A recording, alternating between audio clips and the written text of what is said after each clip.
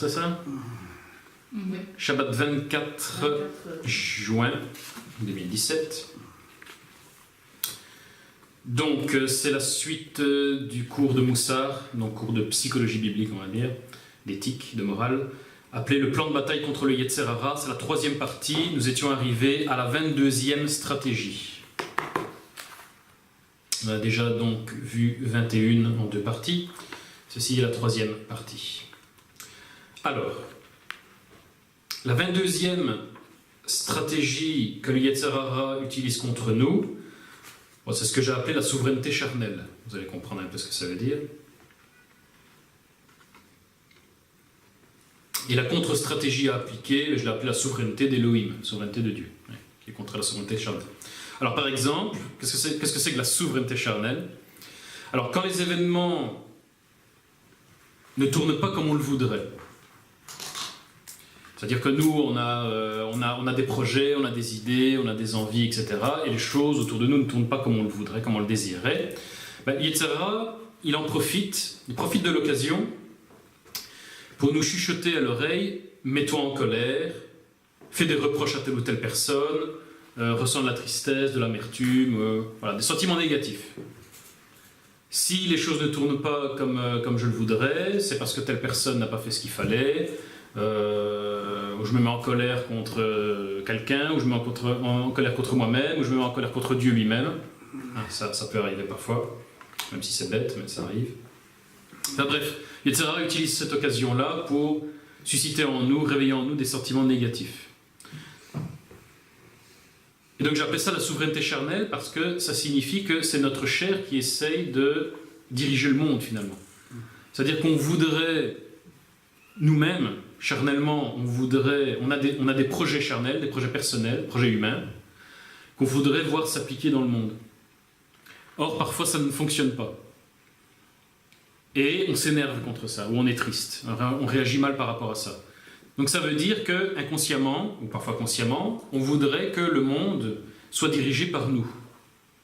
Tout simplement, on voudrait que les événements du monde, les événements de la vie soient dirigés par nous et correspondent à nos projets à nous. Donc ça, c'est une souveraineté charnelle. On voudrait être le souverain du monde, en quelque sorte. Évidemment, c'est peine perdue, puisque c'est Elohim, c'est Dieu qui est le souverain du monde. Donc ce sont, comme le dit très bien la Bible, ce sont ses projets à lui qui se réalisent, et pas les nôtres. Tout simplement. Donc c'est pour ça que la contre-stratégie, je l'ai appelée la souveraineté d'Elohim. Quand le Yetzer Hara nous fait ressentir ces sentiments négatifs, il faut tout simplement se souvenir, voire proclamer la souveraineté de Dieu. C'est Dieu qui dirige le monde. C'est Dieu qui dirige le monde, c'est lui qui décide de quels événements doivent se dérouler. Quels événements doivent se dérouler et comment ils doivent se dérouler. Ce sont ses projets qui se réalisent, ce ne sont pas les nôtres. Il faut donc le laisser agir avec confiance, tout simplement. C'est partie de la foi, de la Emouna, c'est-à-dire d'avoir foi en Dieu. C'est Dieu qui dirige, c'est Dieu qui décide de ce qui doit se passer dans le monde, et donc il faut l'accepter, sans s'énerver, parce que nos projets personnels, nos projets charnels ne se sont pas réalisés. Tout simplement. Donc c'est la stratégie de la souveraineté charnelle contre la contre-stratégie de la souveraineté d'Elohim. Ça, c'est vraiment l'une des bases de la foi. L'une des bases de la foi, c'est ça, c'est l'humilité, c'est abandonner toute souveraineté à Dieu. On doit abandonner toute l'idée, nous, d'avoir une souveraineté quelconque, même dans notre vie ou dans le monde en général, et vraiment laisser la souveraineté à Dieu et la proclamer.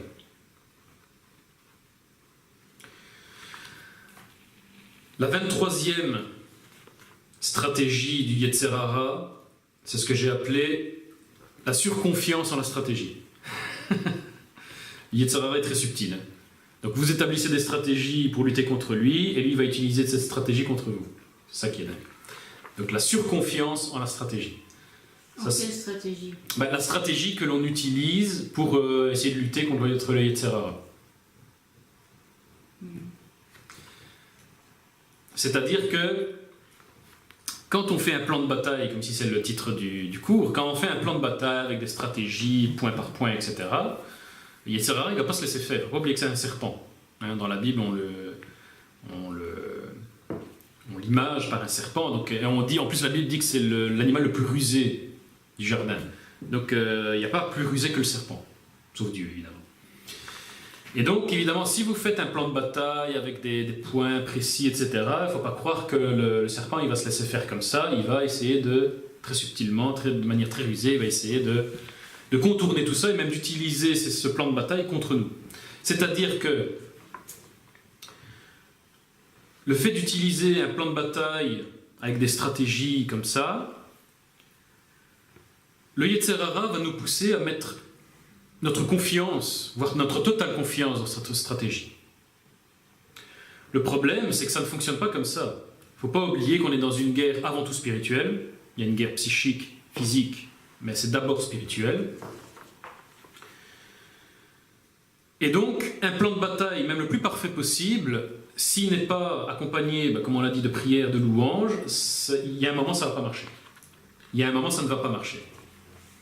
Parce qu'un plan de bataille comme ça, sans la prière, c'est un plan de bataille, on va dire, physique, matériel, voire psychologique, mais il manque la dimension spirituelle.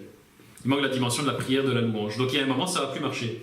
Et donc, quand on va s'amener devant le Yetzer Hara en lui disant je vais t'avoir parce que j'ai un plan de bataille super précis, lui il va se dire je vais te pousser à mettre toute ta confiance dans ce plan de bataille.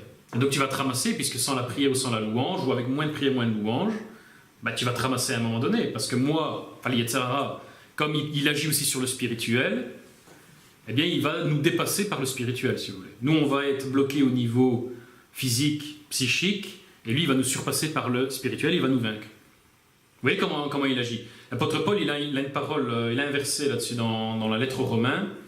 À un moment, il dit que normalement la Torah, c'est dans Romains 7, je crois, il dit normalement la Torah, elle est là pour nous montrer ce qu'est le péché, ce qu'est le mal, pour nous le révéler, dans le but normalement qu'on s'en protège. Et après, il dit que le problème, c'est que le Yetzer Hara lui-même, donc lui il l'appelle le péché lui-même va utiliser la Torah pour nous faire mourir, en utilisant les commandements, pour nous exciter à la transgression de ces commandements. Et donc il va utiliser la Torah qui était là normalement pour nous donner la vie, il va l'utiliser pour nous donner la mort. Dans le sens de mauvaise prioritisation des commandements. Oui, par exemple, ou simplement une transgression, peu importe la ruse que le Yetzer Hara va utiliser pour nous faire transgresser un commandement, peu importe. Mais l'apôtre Paul dit très bien, normalement, la Torah, quand on la pratique, ça nous fait vivre, puisque la mort c'est une conséquence du péché, et le péché c'est une conséquence de la transgression de la Torah. Donc si tu pratiques la Torah sans la transgresser, tu ne meurs pas. C'est la vie éternelle. Le problème, c'est qu'une fois qu'on transgresse la Torah, comme Dieu est juste, il est obligé de nous condamner à mort. Donc le Yetzer Hara, c'est ça que Paul dit, le Yetzer Hara va détourne la Torah, utilise la Torah contre nous. Au lieu d'en faire un instrument de vie, il le transforme en un instrument de condamnation à mort. Vous comprenez comment le Yetzer Hara, il détourne les choses, il détourne tout. C'est un peu ce qu'on pourrait dire avec les pharisiens qui étaient trop légalistes. Exact, oui. Pas l'esprit de la Torah. Voilà, exactement. Les pharisiens, Yeshua les fustige dans l'évangile pour ça. Les pharisiens sont tombés dans ce piège du Yetzer Hara d'être... S'occuper des détails. Voilà, s'occuper des détails de la Torah qui fait que finalement ils finissent par transgresser les commandements les plus grands de la Torah et ils finissent par dégoûter les gens d'observer la Torah. C'est ce qui se passe encore aujourd'hui dans le talmudisme moderne. Pour ne pas dire judaïsme, je appelle ça le talmudisme. Donc le talmudisme moderne, il y a beaucoup de juifs qui voudraient bien observer les commandements, être religieux, comme ils disent. Mais ils ne le sont pas, parce que c'est tellement compliqué, tous les règles talmudiques qui ont été rajoutées sur la Torah, etc., dont certaines transgressent les mitzvot, les commandements, que ça fait fuir, finalement, les gens. Donc d'un côté, les pharisiens disent « Ah ben nous, on est super pro-Torah ». Mais de l'autre côté, non seulement ils transgressent certains commandements de la Torah à cause de leur tradition, et de l'autre, ils font fuir les gens qui voudraient observer les commandements. Et ça, c'est un piège typique du Yetzer Hara, qui détourne la Torah, qui est censée normalement être bonne et attirer les gens, mais il la détourne d'une manière... C'est pire comme témoignage que des païens. Voilà, exactement, que ça donne un témoignage qui est pire que celui des païens, comme tu dis. Exactement. Paul aussi dit ça. C'était un peu le contexte historique de l'époque de Yeshua. C'est toujours une bataille entre Hillel et Shammai. Oui, toujours ça. J'ai le verset. C'est quel verset 23-23, Matthieu. Matthieu 23. Ouais. Vas-y, tu peux le lire. Malheur à vous, scribes et pharisiens hypocrites, parce que vous payez la dîme de l'amande, de la nette et du cumin, et que vous laissez ce qui est plus important dans la loi, la justice, la miséricorde et la fidélité. C'est là ce qu'il fallait pratiquer sans négliger les autres choses. Voilà. Et donc il faut faire attention, le Yetzer Hara est très subtil. Un plan de bataille, c'est très bien, il faut un plan de bataille. Parce que ça nous aide, c'est un soutien, mais c'est pas suffisant. Il ne faut pas faire passer le plan de bataille avant la prière, la louange. Voilà. C'est prière, louange et plan de bataille. Et pas seulement plan de bataille, et puis la prière, la louange, ou voire moins de prière et de louange. Ça ne marchera pas. Donc il faut faire attention à ne pas laisser le Yetzer Hara nous pousser à nous mettre totalement notre confiance, ou trop de confiance, dans un plan de bataille, ou dans une stratégie quelconque. Et donc la contre-stratégie à cela, je l'ai appelée la confiance en Dieu seul. Il faut avoir confiance en Dieu. Il faut avoir confiance en Adonai. Dans la prière, dans la louange, et même dans l'application du plan de bataille, il faut compter sur Adonai. C'est Adonai qui va nous donner l'intelligence, la force, la persévérance pour mettre en application ce plan de bataille. Donc il faut toujours mettre sa confiance en Adonai seul. Le plan de bataille est là pour nous aider, mais ce n'est pas le plan de bataille qui va nous permettre de vaincre. Il est là pour nous aider, c'est juste un soutien.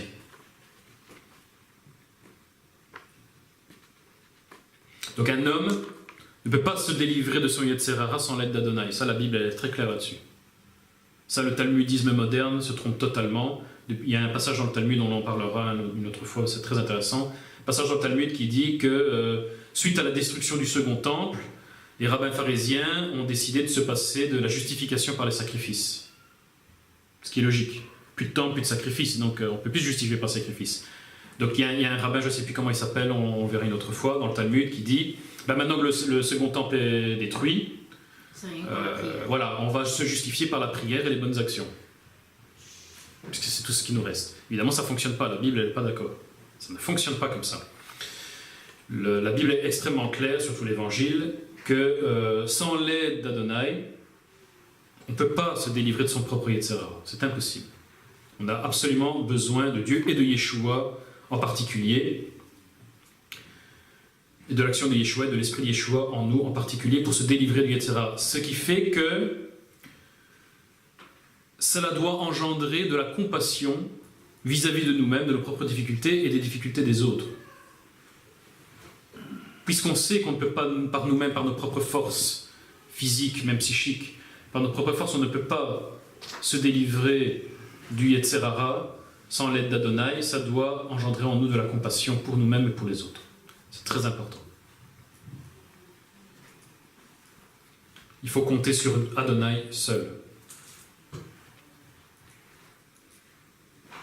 C'est important d'avoir de la compassion pour soi-même et les autres, parce que sinon on fait naître de la culpabilité, on en a déjà parlé dans les autres cours, dans les autres parties. La culpabilité, c'est quelque chose qu'Adonai ne veut pas. Adonai veut la repentance. La culpabilité, c'est pas la repentance. C'est pas la même chose. Donc, et la culpabilité, ça c'est quelque chose que le Yetzer Hara utilise contre nous vraiment pour nous détruire. La culpabilité détruit. La culpabilité, c'est vraiment un sentiment qui ronge de l'intérieur les personnes. Ça les détruit. Et Adonai, il veut pas ça. Adonai, il veut la teshuva, il veut la repentance. Et la repentance, c'est la joie. C'est le retour à la joie, c'est le retour à la paix. La culpabilité, c'est tout le contraire. Ça donne tristesse et mal-être. Voilà, la culpabilité, c'est un mal-être permanent. Adonai, il veut pas ça. Adonai, il dit, tu tombes, tu demandes pardon, tu te relèves. Et ça continue. Joie, paix, sérénité, tu recommences, prière, louange, tout de suite. Il n'y a pas à attendre de culpabiliser pendant... Il y a des gens qui culpabilisent pendant 20 ans, 30 ans, toute leur vie. Et ils pensent que Adonai que c'est agréable à Adonai. Qui s'autoflagelle. Qui s'autoflagelle comme ça. Alors qu'Adonai, il ne veut pas ça. S'il a envoyé son fils Yeshua pour se faire flageller, c'est pas pour qu'on s'autoflagelle nous. Parce que sinon on annule le sacrifice de Yeshua, à quoi ça sert alors? Et là, il y a beaucoup de gens qui n'ont pas compris ça. Et donc ils s'autoflagellent toute leur vie, les gens. Ils veulent se sacrifier eux-mêmes à la place de Yeshua. Ce qui est bête, ça sert à rien, puisque Yeshua l'a fait. Donc c'est dingue, mais il y a beaucoup de gens comme ça qui vivent toute une vie dans la culpabilité. Sans le savoir, c'est un peu un blasphème. C'est un blasphème, hein, oui, tout à fait. Ça annule le sacrifice de Yeshua, effectivement. Ce que dit Paul encore une fois dans Hébreux 9 ou Hébreux 10, j'ai lu cette semaine, où il dit on annule le sacrifice de Yeshua. On annule, en faisant ce genre de choses, on annule vraiment le sacrifice de Yeshua, à quoi ça sert? Donc il ne faut pas vivre dans la culpabilité, il faut vivre dans la repentance, ce qui n'est pas du tout la même chose. Et donc il faut avoir beaucoup de compassion vis-à-vis de nos propres difficultés, il faut avoir beaucoup de compassion vis-à-vis des autres, puisqu'on ne sait pas se délivrer soi-même du Yetzer Hara. Donc il faut avoir beaucoup de compassion quand les gens luttent contre le Yetzirah, leur propre Yetzirah et ils n'y arrivent pas. Par exemple, comme tu l'as dit sur la cigarette, ben voilà, le Yetzirah, il profite de la cigarette pour comment je vais dire, pour te tenir, on va dire, par la cigarette. Ça, c'est un exemple typique. Après, te gueuler dessus et dire oui, mais il faut que tu arrêtes, dès demain tu dois arrêter la cigarette, ben, c'est pas si simple parce qu'il y a le Yetzirah derrière, il va essayer de tenir. Et puis le physique aussi est drogué par la cigarette, donc il va tenir aussi. Donc c'est très compliqué, il faut avoir beaucoup de compassion envers soi-même, ses propres difficultés, les difficultés des autres. C'est important d'avoir de l'autocompassion aussi. Ça, c'est quelque chose vraiment que j'ai appris parce que naturellement, je suis très dur avec moi-même. Donc l'autocompassion, c'est quelque chose que j'ai appris très tardivement. C'est il n'y a pas très longtemps et ça m'a fait du bien. L'autocompassion m'a fait du bien. Maintenant, quand je tombe, quand il y a vraiment un truc que j'arrive pas à faire, avant que je m'auto-flagellais, j'avais des paroles très dures envers moi-même. Maintenant, je me dis, mais non, c'est difficile. Je me dis, c'est difficile, je suis en pleine guerre, il y a les Yetzirah, il y a plein d'éléments. Je fais ce que je peux, je prie, je loue et j'attends qu'Adonai m'aide. Je fais mes propres efforts évidemment, mais j'attends aussi qu'Adonai me donne l'énergie pour. Et cette semaine-ci, d'ailleurs j'ai un témoignage là-dessus, ça a fonctionné. Parce que j'ai passé par des moments un peu difficiles les dernières semaines. Parce que voilà, des moments difficiles, donc un peu de découragement, de déprime, etc. Et vraiment, j'ai dit à Adonai dans mes prières, il faut que toi tu me donnes l'énergie pour me relever. Parce qu'en moi-même, j'ai pas l'énergie, j'y arrive plus. C'est tellement compliqué, il y a tellement de difficultés, d'obstacles, etc. J'étais vraiment épuisé. J'arrivais plus à me relever, mais je n'essayais même plus par moi-même de me relever. Parce qu'avant, ce que j'aurais fait, c'est que même épuisé, j'aurais essayé encore de faire des efforts, etc. Et je me serais encore plus épuisé.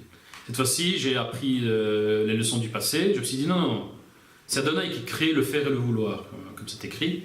Donc j'ai dit à Adonai, moi j'y arrive plus, il faut vraiment que toi tu me donnes de l'énergie. J'ai prié comme ça 2-3 jours, et après 2-3 jours, il m'a donné de l'énergie. C'est-à-dire tout à coup, mais vraiment tout à coup, en plein milieu de la journée, sans qu'il ne se passe pas rien de spécial, j'ai senti comme ça, tout à coup, j'étais en forme. Tout simplement, et j'ai rien fait pour, j'ai juste demandé. Et tout à coup, un jour, je me suis retrouvé, il n'y a pas longtemps, hein, je vous dis c'est dans la semaine ici, ou la semaine dernière, tout à coup, j'étais en forme, je me suis retrouvé avec de l'énergie, avec du zèle renouvelé, etc. C'est fou, il suffisait de demander. Et après cette énergie, ce zèle qu'Adonai m'a rendu, et bien là, je l'ai utilisé pour me battre et remporter quelques victoires. Vous voyez comment ça marche? Alors qu'il y a 1 an, il y a 2 ans, il y a 3 ans, je me serais auto-flagellé. Je me suis dit, je suis nul, j'y arrive pas, il faut que je fasse des efforts, plus de discipline, etc. Non, ça marche pas comme ça. Ça marche pas comme ça. Donc il ne faut pas oublier l'autocompassion. L'autocompassion est demander à Adonai. C'est Adonai qui nous donne l'énergie, qui nous donne la victoire, qui nous aide. C'est vraiment le plan de bataille, les connaissances, etc. C'est un soutien, ça aide, mais c'est pas l'aide ultime. C'est pas ça qui va nous sauver. Ça, c'est très très important. Tu crois qu'on a ce problème dans la Keila? De quoi? Manque d'autocompassion. Au manque d'autocompassion dans la Keila, oui, je crois. Ouais. C'est de l'amour, l'amour envers l'autre, mais l'amour envers soi. L'autocompassion, oui, c'est vrai. Oui, tout à fait. Et d'ailleurs, il n'y a pas longtemps, hein, je ne sais plus si j'avais témoigné, j'en ai parlé qu'à Benjamin peut-être. C'est du recette. Il n'y a pas longtemps, oui, bien sûr. Il n'y a pas longtemps, il y a 3 semaines, je crois, il n'y a pas longtemps, j'ai fait un rêve et j'ai rêvé que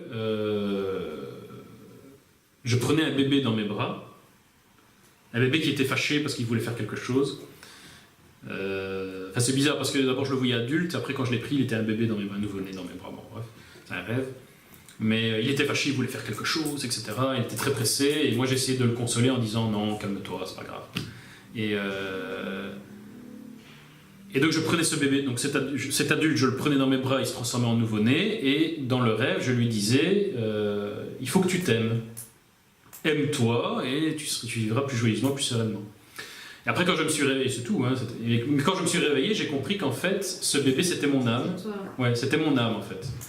Et que Adonai me disait il faut que tu t'aimes toi-même, que tu aimes ton âme. Tout simplement. Et c'est vrai que je me suis. J'ai ressenti pendant que tu parlais que c'était toi, en fait. Oui, mais. Tu préparais quelque chose de quand tu étais bébé, en fait. Ouais, c'est ça. Mais oui, mais je sais c'est quoi, j'ai compris. C'est quelque chose de personnel, mais j'ai compris c'était quoi.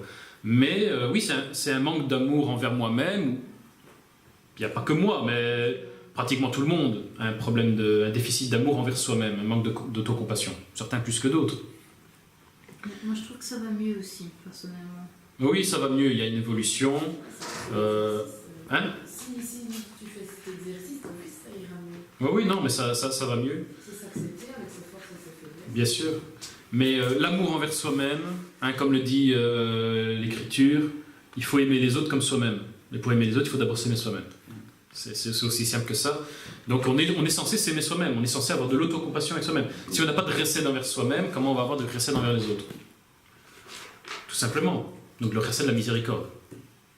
Si on ne se pardonne pas à soi-même, comment on arrive à pardonner aux autres? Vous voyez, il y a vraiment un lien qu'on oublie. On oublie cette relation avec soi-même. On oublie cette part du travail spirituel. C'est du très bon sûr. orgueil. Ça. C'est du bon orgueil, si tu veux. Oui, c'est pas de l'orgueil, mais... Ah ouais, c'est parce qu'on est tous imprégnés de cette culture catholique, Qu'on vaut rien. qu'on se tape, C'est qu'on vrai. ne le mérite pas. Exactement, je ne l'ai pas dit, mais on parlait d'autoflagellation. Ça, c'est typiquement une culture catholique, effectivement. Donc on est... La culpabilité, l'autoflagellation, catholicisme mal compris. C'est pas forcément la doctrine officielle du catholicisme, mais c'est comme ça que beaucoup le voient et comprennent le catholicisme. Et c'est vrai que dans les pays catholiques, c'est souvent comme ça. C'est souvent, on a tendance à l'autoflagellation et à ne pas s'aimer. C'est bizarre, mais c'est culturel. C'est marrant, hier soir je lisais un article sur le silice. Oui, le silice, ouais. Et pour les juifs ou les catholiques, c'est pas du tout la même approche. Enfin, eux, c'est vraiment pour se. Oui, c'est vrai. mal. C'est vrai. Donc le silice, c'est, pour ceux qui ne savent pas c'est quoi, C'est le sac. c'est la Bible appelle ça le sac. Enfin, c'est comme ça que c'est traduit dans la Bible. Donc dans la Bible, quand on est en deuil ou qu'on veut faire un jeûne, on revêt un sac et on met de la cendre sur sa tête. Donc un sac, c'était en fait un vêtement, le vêtement en poil de chameau comme on voit dans Jean-Baptiste et le prophète Élie. Ils portaient des manteaux, enfin des tuniques en poil de chameau. Pourquoi en poil de chameau? Parce que ça gratte, parce que c'est rugueux, parce que c'est pas confortable. Et donc quand on jeûne ou qu'on est en deuil, il faut se mettre dans un état d'inconfort pour exprimer son deuil. Et la poussière sur les cheveux, c'est la même chose. Mettre de la poussière sur les cheveux, la terre sur les cheveux, c'est salir les cheveux, c'est salir la tête. Les cathos ont repris ce truc-là, mais eux, ils ont inventé ce qu'on appelle le silice. Bon, c'est un mot latin, c'est simplement le mot sac traduit en latin. Le silice, c'est d'une tunique inconfortable, ils en ont fait ensuite une tunique qui fait mal. Donc une tunique parfois avec des mailles en métal, avec en poil de chèvre brute, comment ça s'appelle, la queue les crinières le crin de cheval. Le crin de cheval avec la sueur, ça brûle la peau. Donc quand on transpire, ça tient chaud, et quand on transpire, ça brûle. Donc ça fait une sensation de brûlure. Donc le silice est vraiment devenu, dans certaines traditions catholiques, un instrument qui fait mal. Alors que ce n'est pas l'objectif dans la Bible. L'objectif, c'est juste exprimer un inconfort, une pauvreté. Et dans certaines traditions catholiques, c'est devenu vraiment... Oui, c'est le manque d'équilibre. On va dans l'ascétisme. Ça s'appelle l'ascétisme. On va vraiment dans l'extrême de l'autoflagellation. Moi, j'accepte de mettre de la poussière sur mes cheveux, mais pas... La poussière, c'est... Mais comme tu n'as plus de cheveux, plus de Comme j'ai poussière. plus de cheveux. C'est ça, quand je sais plus qui a avec les cheveux, le Seigneur il remarque que tous les cheveux qui tombent. Je dis, il a déjà beaucoup regardé François alors. Il me regarde beaucoup. Et c'est bizarre que tu parles de ça parce que j'y ai pensé il n'y a pas longtemps. Je me suis dit, il nous faudrait des sacs pour faire comme dans la Bible. Moi, en fait, ce que j'ai dit, c'est que moi, je lisais le sac et je ne savais pas ce que c'était. Et hier, dans une autre traduction, c'était écrit silice et je me suis dit... Ouais, c'est du latin. Mais c'est ça. Je savais Ouais. pas. Mais c'est vrai qu'il faudrait refaire ça.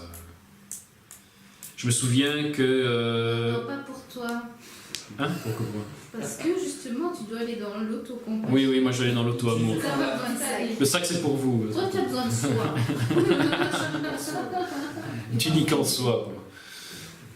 Les ultra-orthodoxes avaient ressorti leur sac, entre guillemets, pendant la Gay Pride à Jérusalem. Quand il y a eu la Gay Pride à Jérusalem en 2015, je crois, là il y avait on avait des images sur YouTube et les ultra-orthodoxes étaient tous en sac.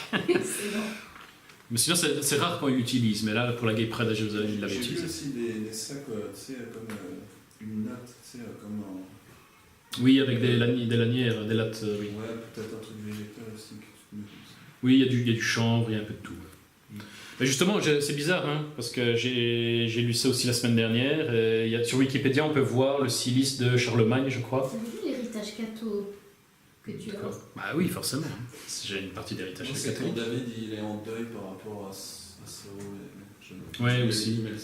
Mais dans Wikipédia, on voit la photo du cilice de Charlemagne fait en peau de chèvre, je crois.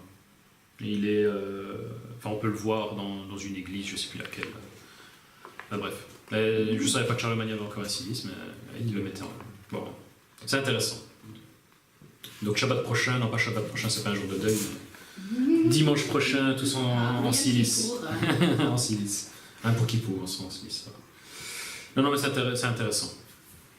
Donc voilà, l'autocompassion, l'auto-amour, c'est très important. Donc 24e stratégie. On arrive à la moitié à peu près. Non, j'en ai retiré quelques-unes. J'avais dit que j'allais réorganiser un petit peu, il y en a un petit peu moins. On n'en a pas 50, on en a une quarantaine. On a dépassé la moitié. Donc 24e. 24e stratégie. Alors j'ai appelé ça la vision ponctuelle. C'est bizarre, comme par hasard, Benjamin a cité le verset Matthieu 23, ça parle de ça. La vision ponctuelle. Alors, c'est quoi la vision ponctuelle? Le Yetzer Hara a tendance à nous pousser à compartimenter les différentes sphères de notre vie comme indépendantes les unes des autres et un peu disparates. C'est-à-dire qu'il nous empêche... Manque de vision globale. Voilà, il nous empêche d'avoir une vision globale sur les événements. Le Yetzer Hara déteste la vision globale. Quoique, il y aurait... Enfin, une chose à la fois. Il déteste la vision globale. Le Yetzer Hara déteste la vision globale. Pourquoi? Parce que la vision globale nous permet de prendre de la hauteur, comme on dit. Quand on est dans des problèmes et qu'on veut essayer de s'en sortir, on dit en français, on doit prendre de la hauteur. C'est-à-dire qu'on doit essayer de reculer, voir une vision globale, et ça nous permet de voir la solution, généralement, plus facilement. Parce que le problème, c'est que quand on a le nez dans le guidon, comme on dit en français, c'est-à-dire que quand on a des événements dans notre vie et on veut s'en sortir, si on reste focalisé dans le détail de ces événements, on n'arrive plus à s'en sortir. Ça devient très compliqué. Les détails ne nous permettent pas de voir la solution facilement, parce que les détails, par définition, sont compliqués. Les détails, ça complexifie les situations, par définition. Ici, la situation est compliquée, plus elle est compliquée, plus c'est difficile de s'en sortir. Alors que la vision globale simplifie les choses. C'est pour ça qu'il nous demande de prier pour les autres, avant de prier pour soi. Oui. Parce que comme on a le nez sur notre vie à nous, celle des autres, donc si on abandonne la nôtre, on est obligé C'est vrai. de voir l'entourage, de prier pour Jérusalem, Israël. Du coup, on va encore plus loin. C'est vrai. Ouais, on s'est là, mais en fait, c'est lui qui s'occupe. Ouais, c'est vrai, c'est vrai. Et donc, justement, Yeshua, il parle de ça dans Matthieu 23. Qu'est-ce qu'il dit aux pharisiens?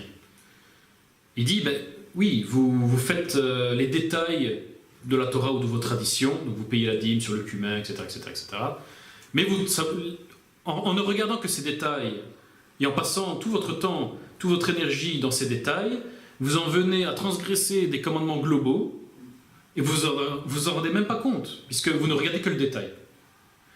Alors, pour vous faire comprendre ça, c'est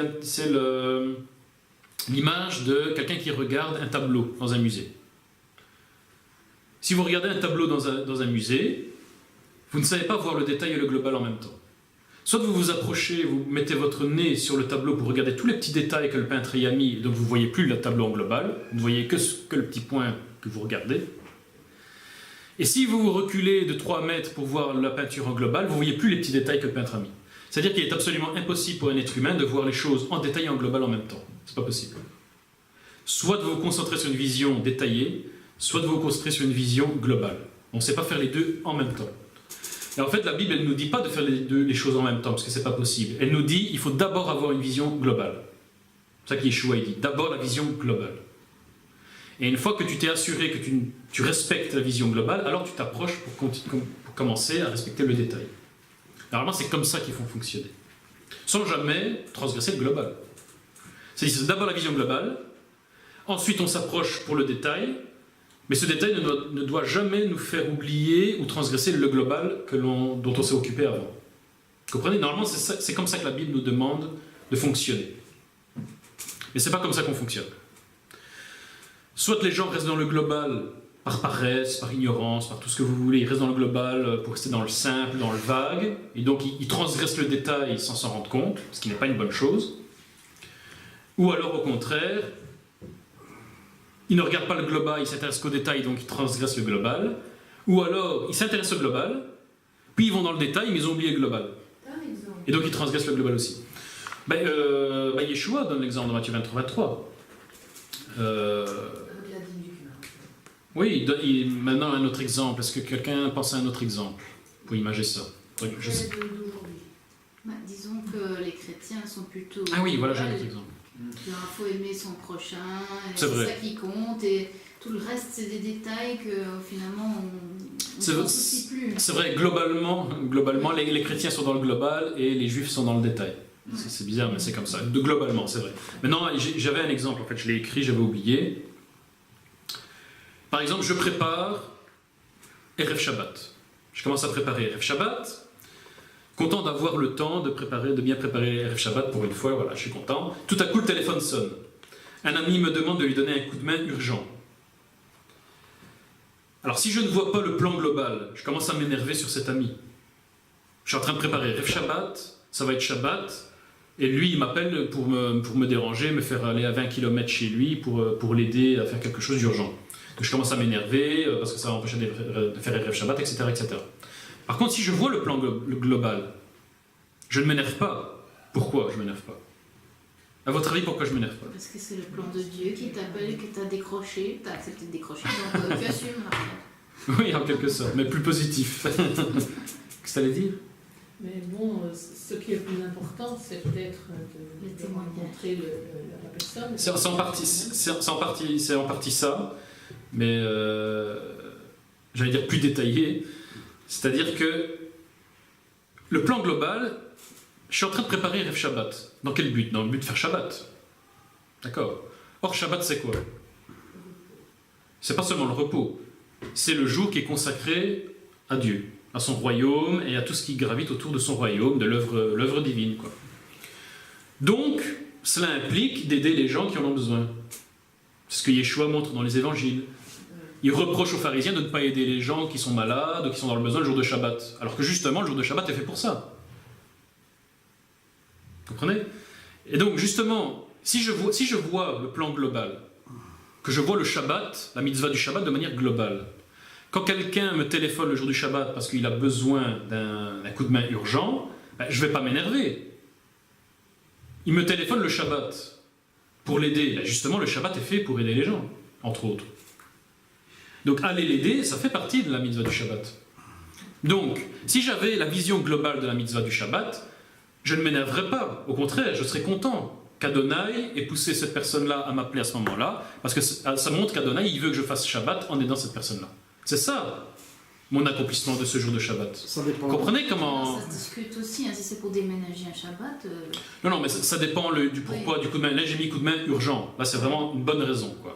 Pas une bêtise. C'est ça que dit, ouais. Oui, attention. Hein. Mais j'ai mis urgent, donc ça veut dire c'est pas une bêtise. C'est quelque chose de vraiment urgent.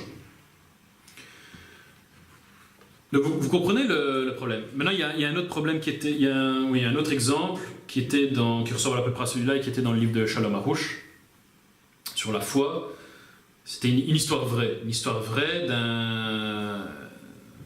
d'un homme, d'un juif ultra-orthodoxe, qui commençait les préparatifs pour faire Pessah. Donc il était content de faire Pessah en famille, avec sa femme, ses enfants, etc., etc. Tout à coup, sa femme, je ne sais plus pour quelle raison, elle pète un câble. Elle dit aujourd'hui, cette année, je ne ferai pas Pessah parce que t'as pas fait ceci, t'as pas fait cela, telle personne m'énerve, enfin bref. On ne sait pas pourquoi. Elle s'énerve, elle pète un câble, elle va dans sa chambre, elle reste enfermée dans sa chambre. Elle ne veut pas faire Pessah. Et donc il y a deux solutions. Ou cet homme a une vision détaillée et il commence à s'énerver vis-à-vis de sa femme en disant enfin c'est Pessah, tu commences à t'énerver, on va transgresser Pessah, c'est pas possible, etc. Ou alors il a une vision globale et il se dit mais non, Pessah c'est quoi? Pessah c'est la sortie d'Égypte, c'est la sortie de l'esclavage. Ma femme n'est pas bien, elle est énervée pour X raisons. Donc je vais passer tout mon Pessah à essayer de la consoler, pour la sortir de son esclavage. Ici, son esclavage s'exprime par sa tristesse, son énervement, sa colère. Oui, Et donc, dans les évangiles, c'est typiquement le cas. Les pharisiens, ils ont une vision détaillée du Shabbat. C'est-à-dire, le Shabbat, c'est le repos, on ne fait rien. Donc, s'il y a des gens qui sont dans le besoin, qui sont malades, ils ne doivent pas venir demander à être guéris le jour du Shabbat. Ils doivent demander la veille ou le lendemain, mais pas le jour du Shabbat. Rosh Chodesh, c'était pour ça. C'est pas ça. Hein? L'objectif de Rosh Chodesh, c'est pas ça. C'est pas ça, c'est que... Pardon. Alors que Yeshua, lui, il montre justement à ses disciples, à nous-mêmes, hein, il nous donne un enseignement de vision globale du Shabbat. Il dit, le Shabbat, c'est le jour qui est consacré à l'œuvre de Dieu. Dieu t'envoie quelqu'un qui est malade, qui te demande de l'aide, et toi, le jour consacré à l'œuvre de Dieu, tu vas dire, ah ben non, aujourd'hui c'est le jour consacré à l'œuvre de Dieu, ben je vais pas t'aider. C'est pas logique. Vous comprenez le... Il fallait lui donner un truc pour Marianne. Quoi? Un truc de Mylène. Donc vous comprenez la différence entre la vision globale et la vision détaillée. C'est comme par exemple si les Nazaréens faisaient le Shabbat dans le détail, ils resteraient tous chez eux puisqu'on n'a pas le droit d'allumer un feu, on n'a pas le droit de prendre la voiture. Et les chrétiens, ils ont une vue Ultra globale. parce qu'ils s'en foutent. Voilà. Non, par exemple, les chrétiens sont ultra globaux. Ben oui, ils exagèrent dans l'autre sens. Ultra globaux en disant tous les jours appartiennent à Dieu finalement. Bah oui, c'est lui qui a créé tous les jours. Donc pourquoi consacrer un seul jour à Dieu?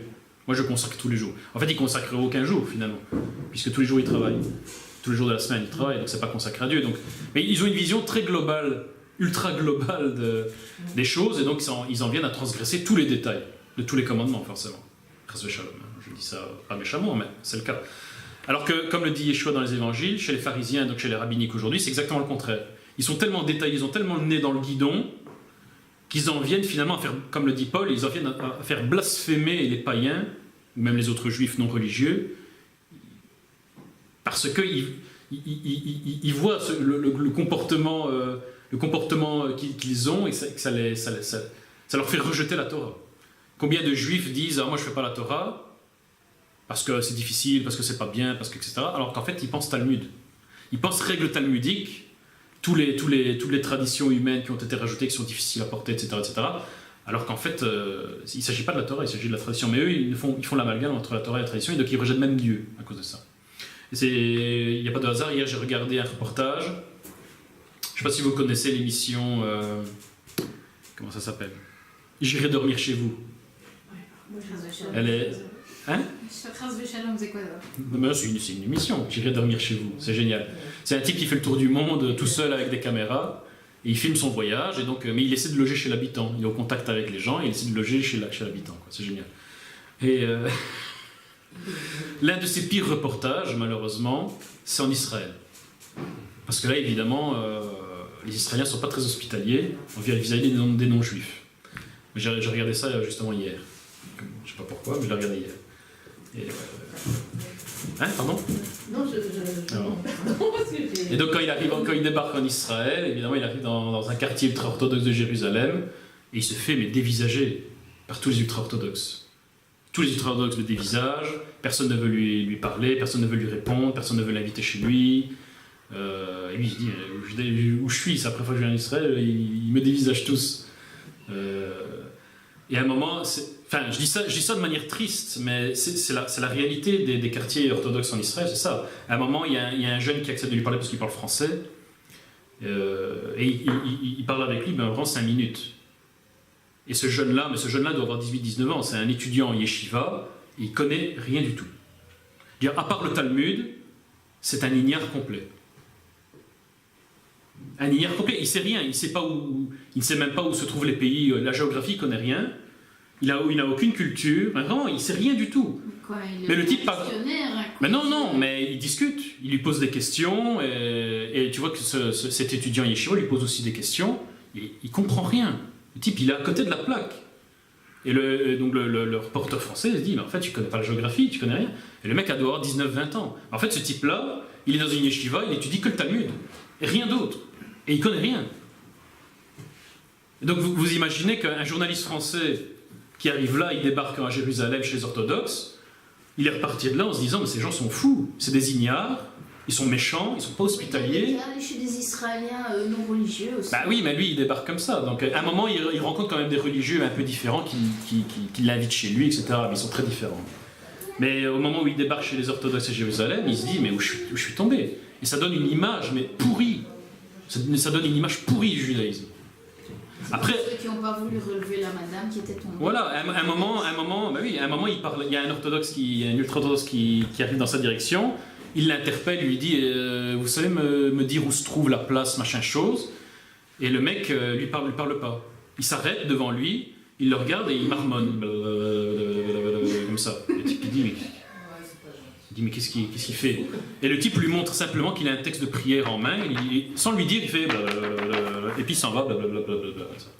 En fait, il était en train de réciter des prières. Le type vient. Donc, vous imaginez, mais oui, non, mais ils sont tarés, c'est malheureux. Et à un moment, il se fait insulter. Il dit oui, je suis un journaliste français, français, antisémite, rentre chez toi, par des ultra-orthodoxes, quoi. Donc imaginez l'image que ça fait. Ce reportage-là est passé dans le monde entier. Hein. Vous pouvez le voir sur YouTube. Hein. Quand j'ai vu ça, je me suis dit, oh là là, l'image. Allez parler de la Torah à des gens après ça. De qui? Quoi donc? La façon dont ils agissent, c'est un tout. Oui, mais ça donne une mauvaise image. C'est ça que je dis. Ils ont le nez dans le guidon. Pour eux, ils ont le nez dans le guidon. Pour eux, la Torah dit qu'il faut rester pur, donc il ne faut pas se mêler aux autres qui sont anti-Torah, qui sont dans l'impureté. Donc, eux, ils y vont dans le détail. Ils ne voient que le détail de ces commandements-là, ils sont dans le détail. Et ils ne voient pas le global. La Torah dit aussi, mais il faut convertir les gens, il faut que les gens soient intéressés à Dieu, il faut intéresser les gens à la Torah. Mais oui, mais si tu fais ça, les gens vont fuir la Torah, ils vont fuir Dieu, ils vont fuir Israël. À cause de ce reportage-là, vous pouvez être sûr qu'il y a des milliers de personnes qui voulaient venir en Israël qui n'y iront jamais. Vous voyez? Donc c'est ridicule, c'est ridicule. Franchement, moi j'ai été honteux de ce reportage. Bon, il n'y a pas que ça, à un moment ils rencontrent des orthodoxes qui sont beaucoup mieux. Mais... Donc c'est pour vous montrer la différence vraiment entre le global et le détail. Le détail, ça peut vraiment tout détruire. Ça peut vraiment détruire les gens, ça peut vraiment faire fuir les gens et c'est vraiment triste. Ouais, c'est toujours une question d'équilibre. Toujours une question d'équilibre. Mais je peux témoigner que la situation n'a pas beaucoup évolué, je vais dire, de l'époque de Yeshua jusqu'à aujourd'hui.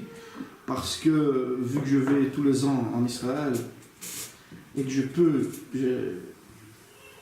j'ai la chance peut-être de pouvoir discuter avec beaucoup de gens là-bas, beaucoup de juifs, eh bien, tu as tout à fait raison en disant que, à cause des détails, à cause de la tradition, et les gens pensent que c'est ça la Torah, que c'est la tradition finalement. Il y a plein de gens qui me disent, voilà, moi je ne veux pas faire ça, parce que, voilà, mais je dis, oui, ce que tu me dis là, c'est pas la Torah, ce que tu me dis là, c'est la tradition qui est passée au-dessus de la Torah. Exactement. Finalement, le Talmud a dépassé la Torah, donc le Talmud dépasse Dieu. Le Talmud est au-dessus de Dieu.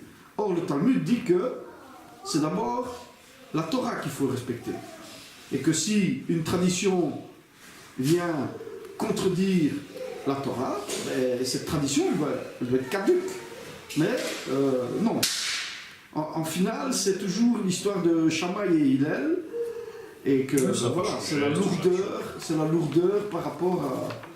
Je me souviens que dans un séminaire, il y a quelques années, un séminaire messianique, on avait fait ça avec des messianiques, et il y avait un messianique qui se posait des questions sur la Torah, et il m'a interpellé, et il m'a dit un truc, je ne sais plus exactement ce qu'il m'a dit, mais il m'a dit, ouais, vous voulez qu'on fasse la Torah, et il m'avait cité une tradition du Talmud, en pensant que c'était un truc de la Torah, en pensant que c'était un commandement. Mais je ne sais plus c'était quoi, je ne me rappelle pas. Mais vraiment un truc ridicule, genre, il est interdit de couper les papiers toilettes le jour du Shabbat. Typique tradition du talmudique. Comment ils font alors? Mais ils les découpent la veille. Quand ils en ont plus? Et je rappelle que les Esséniens n'allaient pas aux toilettes le jour du Shabbat. Hein. C'était un effort, mais c'était des traditions. Ils jeûnent le jour du Shabbat pour que le corps se repose. Ouais. Et donc, mais ça c'est une tradition qui existe chez les orthodoxes, hein, ne pas découper le papier toilette le jour du Shabbat. Mais je sais plus quelle tradition il m'avait sorti, mais vraiment une tradition comme ça, vraiment le truc vraiment pourri, quoi. Vraiment le truc. Je sais plus c'était quoi. Et il me dit ouais, vous voulez qu'on fasse la Torah et ce commandement-là, qu'est-ce que ça me rapporte? Ah bah, par rapport à mon salut, qu'est-ce que ça me rapporte si je fais ça? Moi je dis mais ce que vous me dites là, c'est pas la Torah, c'est le Talmud. Moi j'en ai rien à foutre du Talmud. Moi je suis nazaréen, je suis pas talmudiste, donc j'en ai rien à faire. Moi c'est la Torah. Il me dit ouais, non, mais ça c'est la Torah, moi j'ai vu les Juifs le faire, donc qu'est-ce que ça me rapporte? Et il a pas arrêté de me dire ça. J'ai dit, mais je te dis que c'est le Talmud, c'est pas la Torah, donc fous-moi la paix. À un moment, je me suis énervé, je me suis dit, mais fous-moi la paix, ça c'est le Talmud, c'est pas la Torah. Et le type, il a rien compris, il est parti en ne comprenant rien à ce que je disais. Il comprenait pas la différence entre la Torah et le Talmud. Il dit, les Juifs le font, donc c'est la Torah. Les suppositions. Hein. Donc, et ce type-là est parti énervé, et j'ai pas su lui faire comprendre, ça a rien à voir. Bon, bref. Je sais plus ce qu'il m'avait sorti, mais c'était vraiment un truc... Enfin bref, tout ça pour dire, il faut être nazaréen et pas talmudiste. Donc normalement, un nazaréen, il doit faire comme Yeshua le dit, c'est-à-dire avoir d'abord une vision globale des choses, maîtriser le global, maîtriser la compréhension globale des commandements, le pourquoi du Shabbat, le pourquoi de la cacheroute, le pourquoi. Et ensuite, une fois qu'il maîtrise bien le global, aller dans le détail pour maîtriser le détail, sans oublier le global. Ouais, Et c'est comme ça qu'on fait la Torah comme il faut, et qu'on comprend bien la Torah. C'est comme ça qu'on doit faire. On ne doit pas regarder les chrétiens qui ne s'occupent que du global, qui transgressent tout le détail, ni s'occuper des talmudistes qui ne font que le détail et qui transgressent tout le global, ou une bonne partie du global. On doit faire comme Yeshua nous l'a demandé. C'est comme ça qu'on fait chez les Nazaréens. Oui, un autre exemple sur la cacheroute, par exemple. Quelle est la vision globale et détaillée de la cacheroute? Quelqu'un qui ne voit que le détail de la cacheroute, eh ben, il ne mangera pas de porc, il ne mangera pas de lapin, il ne mangera pas d'huître, il ne mangera pas... Parce que c'est le détail de la cacheroute. Okay. Parce que c'est bon pour la santé. Voilà. Non, pas forcément, mais il fera ça, c'est-à-dire il ne mangera pas ce qui est interdit, pas de problème. Et puis vous le regardez, et le type il est obèse. Il y a beaucoup de rabbins comme ça. On voit beaucoup de rabbins en surpoids, enfin, je veux dire, je ne suis pas mince non plus, mais... Il y a un problème, parce que la cacheroute, le commandement de la cacheroute, c'est pas simplement ne pas manger ce qui est interdit. La vision globale de la cacheroute, c'est attention à ce que tu manges, attention à tes appétits. Tu dois apprendre à maîtriser les appétits de ton corps. C'est la discipline alimentaire, la cacheroute. Alors, tu as beaucoup de gens qui mangent cachère, mais qui n'ont aucune discipline alimentaire. Donc, c'est des gourmands. Mais ils mangent cachère. Ah, techniquement, ils mangent cachère. Mais en fait, ils ne mangent pas cachère parce qu'ils n'ont aucune maîtrise de leur alimentation. Ils n'ont aucune maîtrise de leurs appétits charnels. Mais c'est pas ça la cacheroute. Il faut le cachère bio Weight Watchers alors. Le cachère bio Weight Watchers. Donc vous comprenez? Donc normalement, une vision à la fois globale et détaillée du commandement de la cacheroute, c'est d'abord maîtrise ton alimentation, maîtrise tes appétits, et ensuite mange cachère dans le détail. Mais manger cachère dans le détail et ne pas maîtriser ses appétits, ben, tu ne fais pas la cacheroute en fait. Tu transgresses en fait l'esprit de la cacheroute. Vous comprenez? Donc c'est ridicule. Et c'est marrant de voir parfois... sur YouTube, parfois il y a des rabbins obèses et ils font un cours sur la cacheroute. Et tu regardes ça, tu te dis, mais de quoi ils parlent? Et ils te parlent de la cacheroute, enfin de la cacheroute talmudique, même pas de la cacheroute de la Torah. Ça va encore pire, ça va encore plus loin. Et le mec il est obèse. Là, tu regardes ça et sur YouTube, tu te dis, mais de quoi il parle? Vous voyez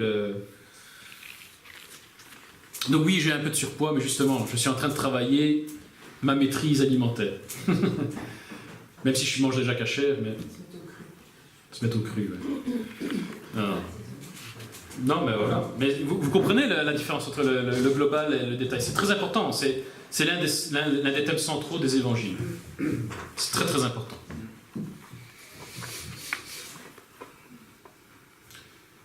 Donc la contre-stratégie donc, à appliquer à la stratégie de la vision ponctuelle, c'est la vision globale, vous l'aurez compris, c'est comme ça que je l'ai appelé. Alors maintenant il y a le contraire, ça je ne l'ai pas dit, mais vous avez compris, il y a le contraire aussi. Parfois le Yetzer Hara nous pousse à voir les choses que globalement et pas dans le détail, comme s'il nous fait transgresser le détail.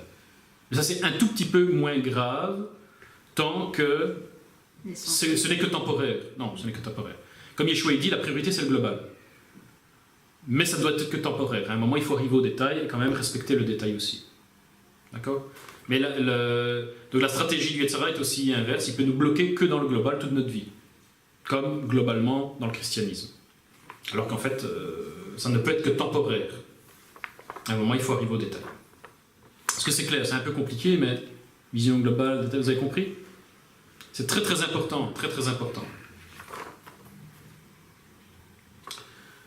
Donc, stratégie numéro 25. Numéro 25, c'est une stratégie que j'ai appelée l'objectif matérialiste. L'objectif matérialiste. C'est pas la même chose que sauver un petit charnet? Pas tout à fait. Tous nos choix concernant le domaine du matérialisme, donc le domaine physique, le domaine matériel, doivent se faire sur base de son utilisation pour le domaine spirituel. Normalement, c'est comme ça que ça doit fonctionner. Donc, tous les choix qu'on fait dans le domaine matériel doivent avoir pour but, pour intention, une réalisation spirituelle. Si on ne fait pas ça, on risque de tomber dans le matérialisme, c'est-à-dire de faire du matériel un objectif de notre vie en lui-même. Alors que l'objectif de notre vie ne peut être que Dieu. Si on a dans notre vie un autre objectif qu'Adonai, par définition, un objectif, ça veut dire quoi? Ça veut dire un endroit vers lequel on se déplace. C'est notre finalité. Si on a une autre finalité que Dieu dans notre vie, c'est mal barré. Ça veut dire que notre vie peut avoir une autre finalité que Dieu. Mais si notre vie a une autre finalité que Dieu, je veux dire, on n'ira pas dans le jardin d'Éden, si vous comprenez ce que je veux dire. La finalité de notre vie, il n'y en a que deux. Ou c'est Dieu, ou c'est pas Dieu. Ou c'est le jardin d'Éden, ou c'est la GN. Il n'y a pas de troisième endroit dans lequel on pourrait aller. Vous comprenez? Donc tous les choix matériels que l'on peut faire dans notre vie, ils doivent avoir comme intention Dieu, comme intention la vie spirituelle. On ne peut pas faire des choix matériels uniquement avec une intention matérialiste. Je donne vraiment l'exemple typique. J'ai besoin d'une voiture, je m'achète une Porsche. Chabez, parce que c'est Shabbat. Je m'achète une Porsche. Bah oui, une Porsche c'est une voiture. Et j'aime bien les Porsche. Donc je m'achète une Porsche, une Ferrari. Je m'achète une Ferrari. Ah, bon. Mais, donc ça c'est un choix typiquement matérialiste, on va dire. Mais si j'avais un choix spirituel, je me dirais quoi? Je me dirais, j'ai besoin d'une voiture. Quelle voiture je vais prendre? Je vais choisir. Mais, voilà, j'ai une famille, j'ai des enfants. Parfois, avec la Keïla, avec la communauté, on peut faire des sorties, on peut faire des voyages. On a des disciples en France, on pourrait aller en France, voir des étudiants, etc., etc. Si je choisis une Porsche, je ne pourrais pas faire tout ça. Si, tu pourras aller plus vite. Je pourrais aller plus vite, mais il y a moins de place. Je pourrais aller plus vite, mais il y a moins de place. Par contre, si je prends par exemple un break ou un minivan ou quelque chose, c'est moins clinquant, c'est moins style, mais je pourrais l'utiliser pour la communauté, par exemple. C'est un exemple. Je pourrais l'utiliser pour le royaume de Dieu. Et bien donc, normalement, c'est ça qui doit me pousser à choisir plutôt un minivan ou un monospace, quelque chose comme ça, plutôt que de m'acheter une Porsche. Si je m'achète une Porsche, je suis dans le matérialisme. Si je m'achète un minivan, je suis dans la spiritualité. Vous comprenez Normalement, c'est comme ça qu'on doit faire nos choix. Même chose pour une maison. Si je choisis une maison, je ne vais pas choisir une maison parce qu'elle me plaît, elle est ultra moderne, etc. Non. Je vais choisir une maison parce que, je ne sais pas, il y a de la place, je peux accueillir des gens, je peux faire du bien aux gens, d'une manière générale. Vous comprenez? C'est comme ça qu'on doit faire nos choix, normalement. On va faire des choix spirituels dans le domaine matériel. Très important. Donc on ne peut pas s'engager émotionnellement dans le matériel et le spirituel à la fois. Il faut choisir l'un ou l'autre. Normalement, on doit s'engager émotionnellement, on doit s'engager dans le spirituel. Le matériel, c'est un outil qui nous permet de réaliser notre objectif spirituel. Normalement, ça doit être comme ça. Alors attention, il est faux de croire que moins on a de matériel et moins on est matérialiste. Ça, c'est une erreur. Les gens, ils pensent que ne pas être matérialiste, c'est pauvre. Quand tu as peu d'objets matériels autour de toi, tu ne roules pas en Porsche, tu roules en petite Peugeot ou en petite Citroën, tu n'es pas un matérialiste. C'est faux. Tu peux avoir une Citroën et être matérialiste. Tu peux avoir très peu d'objets chez toi et être totalement matérialiste, parce que ton intention est matérialiste. C'est l'intention qui a derrière le choix matériel qui nous montre si on est matérialiste ou spiritualiste. Oui, parce que tu aurais peut-être bien voulu acheter une Porsche si tu avais les moyens. Voilà. Par exemple, si tu as les moyens de choisir une Citroën de telle couleur parce qu'elle te plaît, ou plutôt une voiture plus utilitaire pour la communauté, et que tu choisis comme la Citroën, tu n'es pas en Porsche.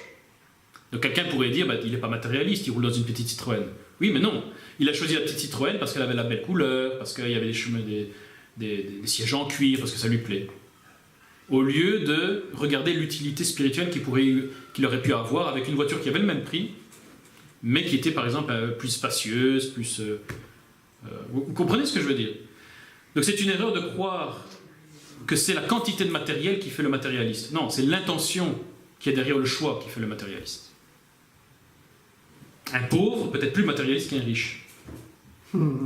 Ça dépend des choix qu'il y a derrière l'intention qu'il y a derrière les choix. Ça, c'est important.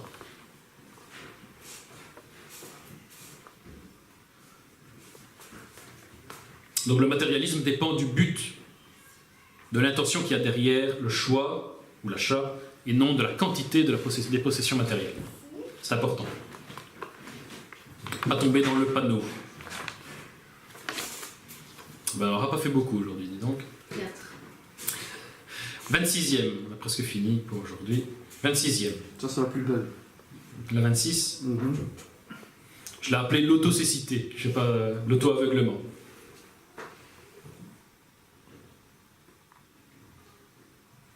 C'est pas aussi une vision ponctuelle, ça?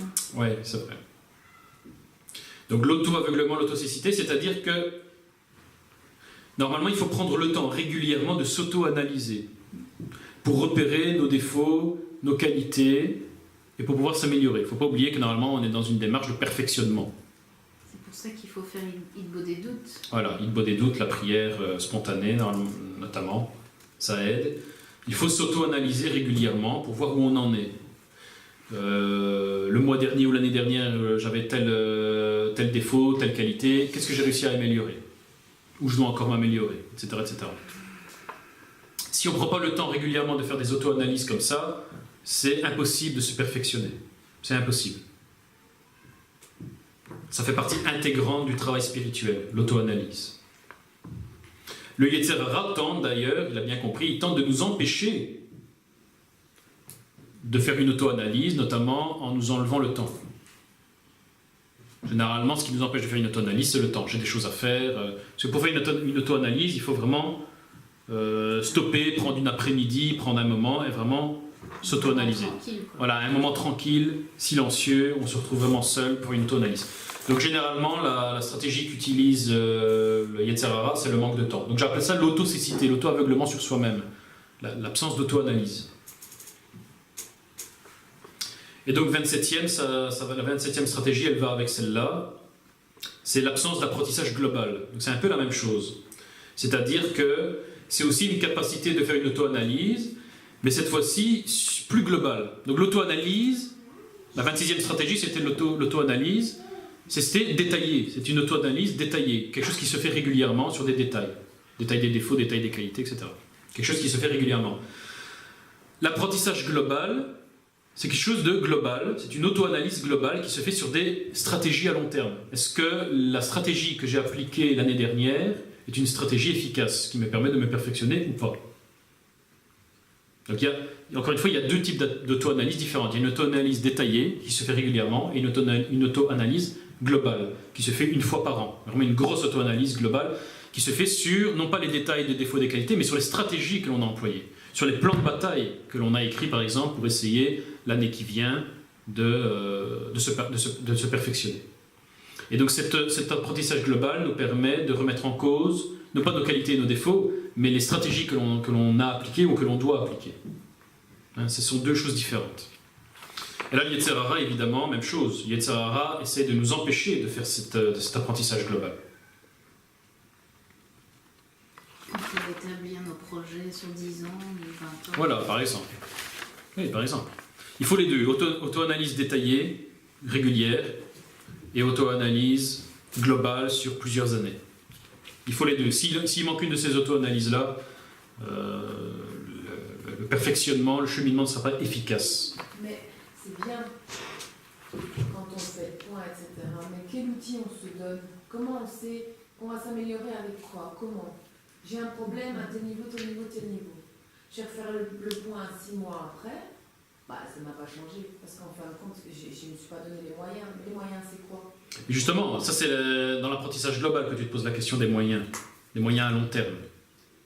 Après les moyens, mais ça c'est les études de Moussard, hein, c'est comme on a déjà fait un test de psychologie. Après, si on ne sait pas s'en sortir soi-même, il faut être aidé de quelqu'un. Il faut s'aider de quelqu'un qui nous connaît, quelqu'un de confiance, qui peut nous aider dans l'auto-analyse et ensuite à trouver les solutions aux problèmes. Ça, il faut s'entourer de personnes, mais ça on peut le faire ensemble. C'est pas mal, hein. On a déjà fait en partie avec le test de psychologie que l'on avait fait. On avait déjà détaillé, mis le doigt sur certaines qualités, certains défauts. On n'a pas terminé, il reste encore une autre partie à ce test de psychologie. Donc ça, on reprendra. Ça, c'est des choses qu'il faut faire absolument. Parce que alors, autant faire ça tous ensemble, on fait le bilan, chacun perso. Maintenant, on n'est pas obligé de partager des choses. Mais Oui, on partage ce qu'on peut partager, oui, bien sûr. dans le temps, quoi, on fait ça ensemble dans le temps. Oui, bien sûr, mais ça c'est quelque chose de prévu. Il faut absolument qu'on le fasse, sinon ça ne sortira pas. C'est quelque chose qu'on doit absolument faire. Oui, c'est quelque chose qu'il faut absolument faire, c'est important.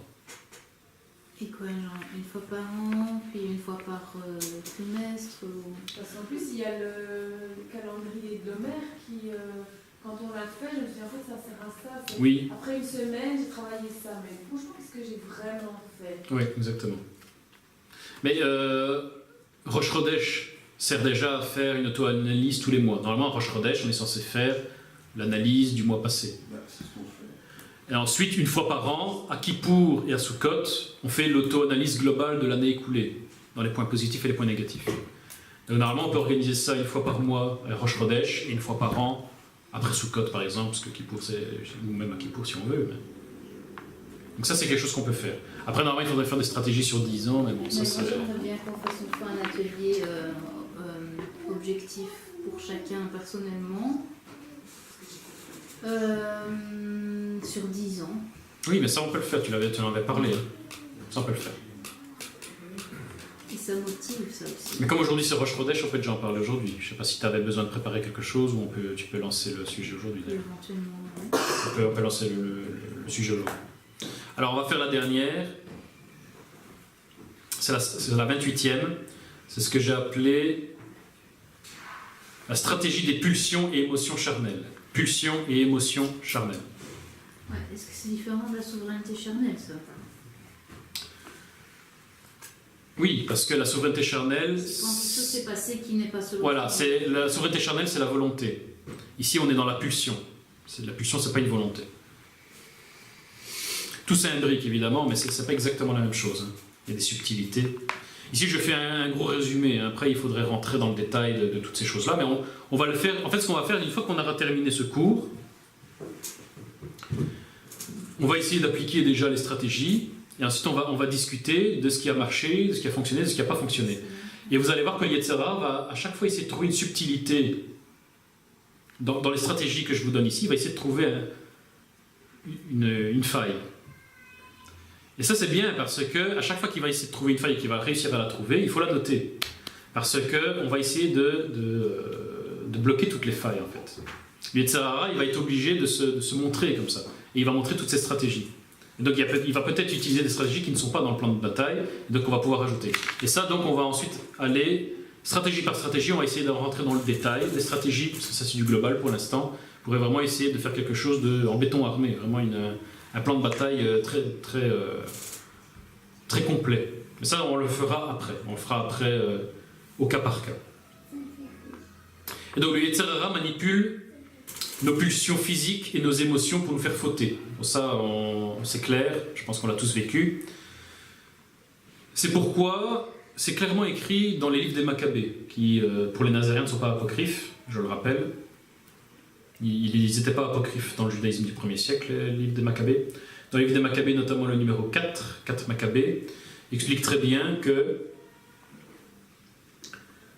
c'est l'intellect nourri par la Bible, donc l'intellect nourri par l'étude de la Bible, qui doit dominer les niveaux émotionnels et pulsions physiques chez l'être humain.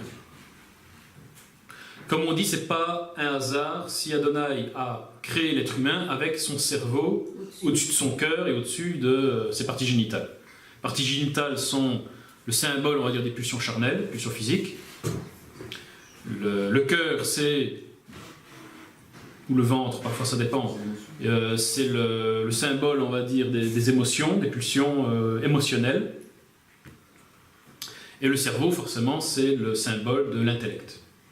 Donc l'intellect doit être au-dessus de l'émotionnel, qui doit être au-dessus des pulsions physiques. Adonai a créé l'être humain comme ça, c'est pas pour rien. Et donc normalement, ce qui doit dominer notre fonctionnement, c'est notre intellect nourri de l'étude biblique, évidemment. Nos pulsions physiques et nos émotions, nos pulsions émotionnelles, doivent être dirigées, canalisées par notre intellect, notre raison biblique. On ne peut pas se laisser guider dans nos vies par nos pulsions physiques, parce que ça c'est le rang des animaux. La Bible elle dit que ça c'est l'animal qui fait ça. On ne peut pas se laisser guider par nos émotions, ça c'est le fou, l'insensé, c'est le fou qui se laisse guider par ses émotions. On doit se laisser guider par notre intellect. Mais notre intellect biblique, pas l'intellect qui a été nourri de philosophie, je ne sais, New Age, etc. Ça, c'est ce que la Bible appelle l'ignorant, ou le mal instruit. Ça, c'est tout à fait autre chose. Normalement, on doit avoir un intellect nourri à l'étude de la Bible. Solidement nourri à l'étude de la Bible. Et une fois qu'on a un intellect solidement nourri à la doctrine biblique, à la foi nazaréenne, eh bien, on peut guider notre vie comme il le faut. On peut canaliser nos émotions et utiliser nos émotions là où il le faut, comme il le faut. Parce que nos émotions sont des outils. Adonai a mis des émotions en nous, il a mis des besoins physiques en nous, ce sont des outils pour réaliser quelque chose. Il ne faut pas se laisser guider par nos émotions ou par nos pulsions physiques. Il faut les utiliser pour le royaume de Dieu. Toujours. Donc ça, seul l'intellect, la raison, peut nous permettre de les canaliser et de les utiliser pour la gloire d'Adonai. Donc la stratégie, je l'ai appelée les pulsions et émotions charnelles, et la contre-stratégie, je l'ai appelée la raison biblique, raison intellect biblique. Voilà. Donc est-ce qu'il y a des questions? Est-ce qu'il y a des questions, des anecdotes? Est-ce que c'était clair? On est tombé sur des stratégies un peu compliquées à expliquer, je trouve. J'ai eu un peu plus de mal que les autres fois à les expliquer. Mais est-ce que c'était clair? C'est un avant-goût. Un avant-goût, c'est-à-dire? Il y en a à la 26e, donc il y a un peu de 1 à 24. Mais les vidéos sont sur YouTube. Hein. Si tu peux regarder nos vidéos sur notre chaîne YouTube, tu peux aller voir les 2 premières parties. Oui, tu vas dire quelque chose. Moi, par rapport à la surconfiance en la stratégie, j'ai passé toute une période de ma vie à me bourrer de livres pour m'aider dans divers domaines, et à un certain moment, je me suis rendu compte, non, c'est pas ça, parce que je commence à mettre ma confiance en ces trucs-là, de trop. En plus, je faisais que lire sans appliquer, donc ça servait à rien. Et donc d'un autre côté, si ça reste dans le cerveau, que ça descend pas plus bas, c'est pas bon non plus. Si tu te nourris de bonnes choses, c'est pas pour que ça reste dans le cerveau, c'est pour pouvoir les appliquer. Et je parlais avec ma marraine il n'y a pas longtemps, qui est athée, et elle trouve intéressant de discuter de religion et tout ça, et j'étais très étonnée parce qu'en fait, je lui disais, oui, mais le but de l'étude de la religion, c'est de devenir quelqu'un de meilleur. Elle dit, ah non, moi je vois pas ça comme ça, c'est juste une étude comme ça. Non, mais non, quand tu vois les religieux, c'est pas ça leur but, devenir des gens meilleurs, quoi. Non. Et donc, je me suis rendu compte, t'es vraiment à côté de la plaque, quoi. Si tu restes dans l'étude, sans application. Exactement. Mais c'est justement l'application qui fait que tu témoignes, et c'est à ça que les gens voient. S'il n'y a pas d'application, alors, finalement, qu'est-ce qu'on est? Oui, exactement. On est témoin. Des témoins. J'ai vu un témoignage hier, un peu sur le même sujet. En fait, notre Keïla aurait, entre guillemets, plus de succès. Je dis entre guillemets parce qu'on en a, grâce à Dieu. Et aurait plus de succès si on se contentait de demander aux gens d'étudier. Juste d'étudier. On enseigne, les gens étudient, ils apprennent juste l'étude purement intellectuelle. Le problème, c'est pas ça. Nous, on ne tombe pas dans ce piège de l'intellectualisme. Nous, notre objectif, c'est celui de Yeshua, c'est le perfectionnement moral, spirituel, même physique, à tous les niveaux.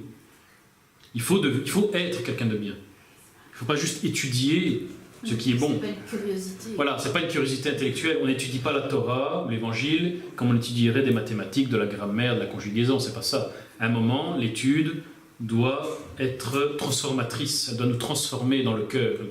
Elle doit modifier totalement notre être. Et modifier totalement notre vie. Et ça, il y a très peu de gens qui acceptent ça. Très peu de gens qui acceptent ça. La très grande majorité des gens, ils sont juste intéressés par étudier la Torah. C'est tout. Étudier à distance. Étudier, voilà. Mais dès que tu leur dis, mais oui, mais ce commandement-là, tu dois l'appliquer, ça va changer toute ta vie. Les gens disent, ah ben non, je l'étudie parce que c'est intéressant intellectuellement. Ça me fait mousser, comme on dit, intellectuellement, mais le nombre de personnes qui ont compris et qui sont prêts à vivre le programme de la Torah et de l'Évangile pour transformer toute leur vie et transformer toute leur personnalité, il n'y en a pas beaucoup. Il n'y en a pas beaucoup. C'est pour ça que certains qui ont des communautés peut-être avec beaucoup plus de membres, centaines de membres, etc., et qui voient les communautés nazaréennes qui sont beaucoup plus petites en taille, ils nous regardent peut-être un peu de haut, mais en fait, ça n'a rien à voir, parce que leurs communautés ne font qu'étudier. C'est ça le problème. Vous comprenez C'est ça qu'on appelle le moussar. Le moussar, donc, c'est vraiment appliquer la Torah, point de vue moral, éthique, pour se transformer. C'est ce qu'on appelle le moussar. Donc ça, c'est quelque chose qui est extrêmement important. C'est la base, encore une fois, de l'enseignement de Yeshua. Chez les Juifs, c'est la base de l'enseignement des Breslev, notamment. Même s'ils ne le font pas tous, mais en tout cas, c'est dans l'enseignement de Rabbi Nachman de Breslev. Mais c'est la base de l'enseignement de Yeshua, la base de l'enseignement de l'Évangile, c'est ça. Il ne faut pas étudier, rester dans l'intellect. Il faut être quelqu'un de bien. Il ne faut pas paraître bien, il ne faut pas étudier bien, il faut être bien. Il faut être bon. Et ça, c'est extrêmement compliqué, parce que c'est inconfortable. Il faut changer toute sa vie, il faut changer même sa personnalité. Il faut changer son caractère. C'est très très difficile. Et il y en a peu qui le font. C'est pour ça que dans notre Keïla, de manière générale chez les Nazaréens, on ne cherche pas la quantité, on ne cherche pas le nombre. On ne cherche pas le nombre d'adhérents, on ne cherche pas le nombre de membres, on ne cherche pas le nombre d'abonnés sur Internet. Ça ne nous intéresse pas qu'il y ait beaucoup de gens. Ce qui nous intéresse, c'est qu'il y ait de la qualité. Il est temps d'avoir des vrais disciples de Yeshua. Ça suffit d'avoir des communautés remplies de 200 personnes qui sont là, on ne sait pas pourquoi, et puis tu as un noyau de 10 personnes qui fait tout le travail. Tu as une communauté de 200 personnes, tu en as 10 qui sont vraiment disciples. C'est-à-dire qu'ils essayent vraiment. Et tu en as 190, ils sont là juste pour étudier, pour écouter les prédications, et puis rentrent chez eux, ils vivent comme des païens. Voilà. Toutes les communautés, c'est comme ça. Dans le judaïsme, dans le christianisme. C'est exactement la même chose. Ils sont tous comme ça. Et c'est toujours une minorité qui est vraiment disciple. Enfin, c'est l'individu qui est comme ça, qui ne veut pas, c'est l'humain. Ah oui, c'est l'humain qui est comme ça. Dans ses zones de confort, Oui. Voilà, d'une manière générale, l'humain est comme ça, mais il y a toujours qu'une minorité qui arrive à lutter contre cette partie humaine pour aller vers un perfectionnement spirituel. Et c'est malheureux. Et c'est pour ça que les communautés nazaréennes sont plus petites, mais c'est à dessein. Nous, ça ne nous intéresse pas d'avoir 200 personnes qui sont là juste pour étudier. Nous, on est derrière les gens, on les pousse à changer, ce qui est très difficile. Évidemment, ça ne plaît pas à tout le monde. Donc, voilà. Donc, qualité plutôt que quantité. Donc, je ne sais pas, est-ce qu'il y a d'autres questions, d'autres... Ça va? Allez, gloire à Dieu. Prochaine partie, la prochaine fois, si Dieu veut.